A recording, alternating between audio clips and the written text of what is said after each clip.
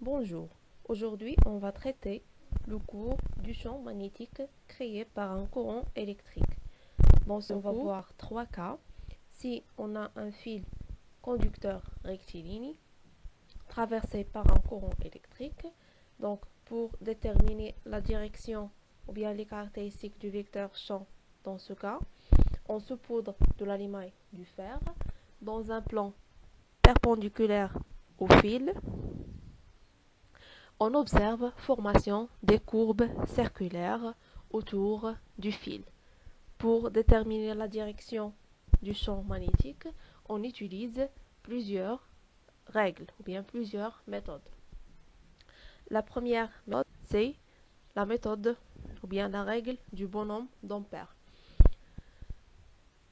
On a un observateur d'Ampère placé sur le fil. Le courant entre par ses pieds et sort par sa tête. Il regarde le point M et son bras gauche indique la direction du vecteur champ B.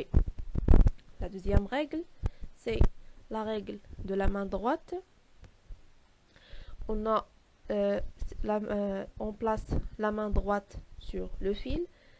Le paume de la main regarde le point M, à savoir le vecteur champ qu'on va déterminer à ce point. Donc la paume de la main voit le point M.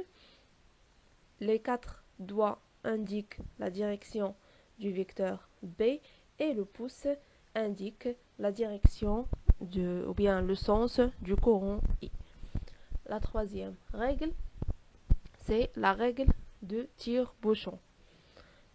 Donc si on tire le bouchon vers le haut, ou bien si on ouvre le bouchon, ça veut dire le courant elle est vers le haut. On a la direction du champ magnétique, c'est celle-là qui est représentée sur la figure. Dans le cas contraire, ça veut dire si on enfonce le bouchon, ou bien lorsqu'on ferme le bouchon, ça veut dire on a le champ, ou bien la direction du courant elle est vers le bas. On remarque, ou bien on obtient les vecteurs champ B dans le sens inverse, ça veut dire les vecteurs dans ce sens-là. Pour calculer l'intensité du champ magnétique créé par un fil conducteur, on utilise cette relation. On a B, l'intensité du fil, est égale à mu0 sur 2pi fois I sur la distance D. Avec mu0, est égal à 4pi fois 10 à la puissance moins 7 fois unité système international. C'est la perméabilité magnétique du vide.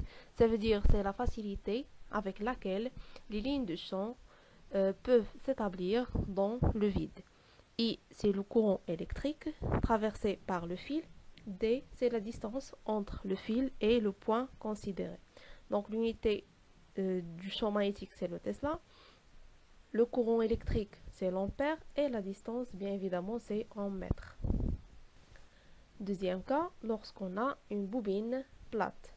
Donc une bobine plate est constituée d'un enroulement de fil conducteur sur un cylindre de rayon R.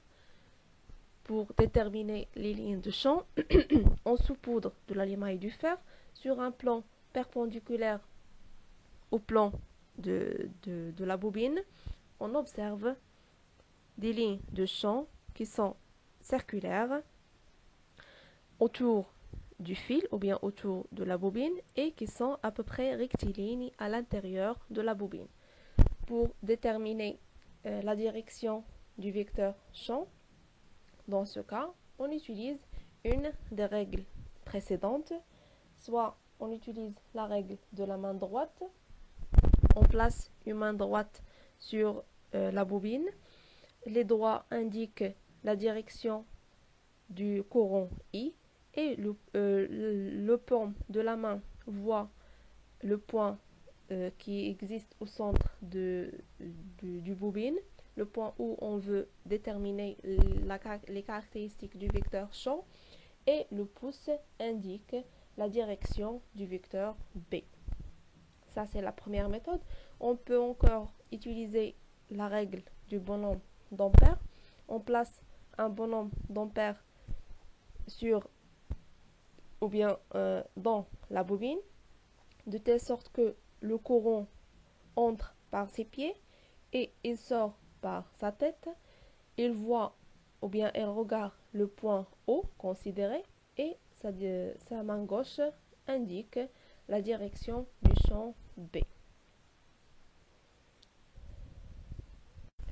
Pour déterminer la face sud et la face nord d'une bobine plate, on a deux méthodes. Soit on se base sur la propriété d'un aimant droit. On sait que les lignes de champ dans un aimant droit entrent par le pôle sud et elles sortent par le pôle nord. C'est la même chose pour une bobine plate. On remarque ici que les lignes de champ entrent par cette face et elles sortent par l'autre face. Ça veut dire que cette face-là est la face sud et l'autre face c'est la face nord.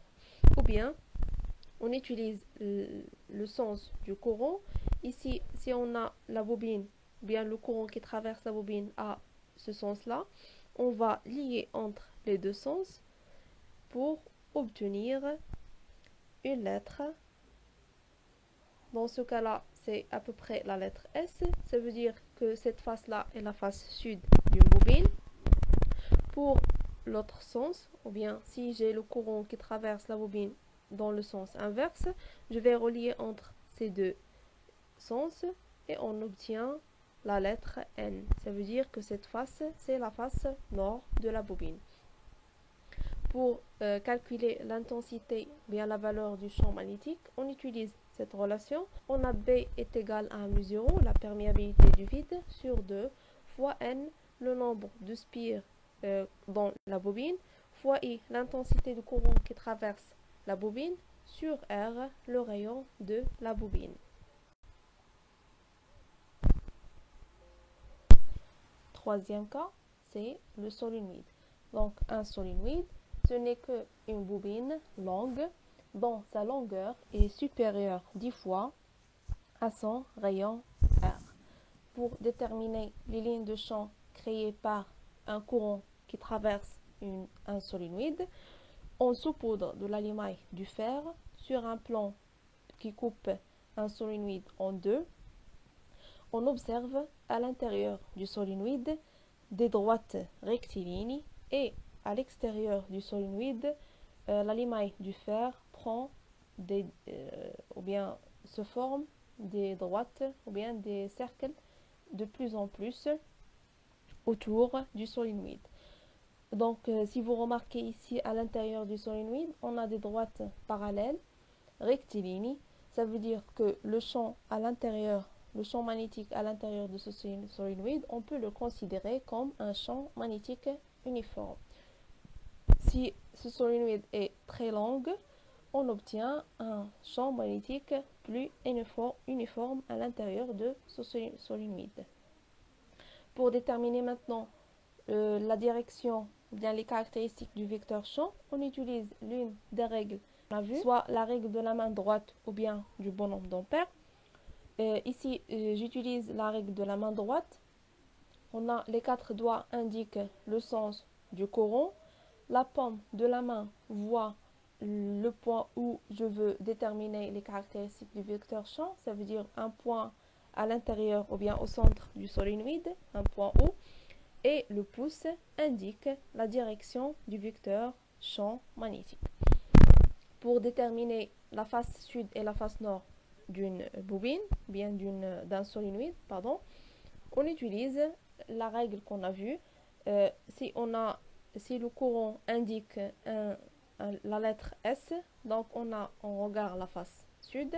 Si le courant indique la lettre N, ça veut dire qu'on regarde la face nord du solénoïde. Pour calculer l'intensité du champ magnétique créé par un solénoïde, on utilise cette relation. B est égal à mu0 fois N sur L fois l'intensité de courant I. Donc N, c'est le nombre de spires constituant ce solénoïde. L, c'est la longueur du solénoïde. Et le rapport N sur L, c'est petit n qui est la densité de l'enroulement ou bien la densité du spire constituant ce solénoïde.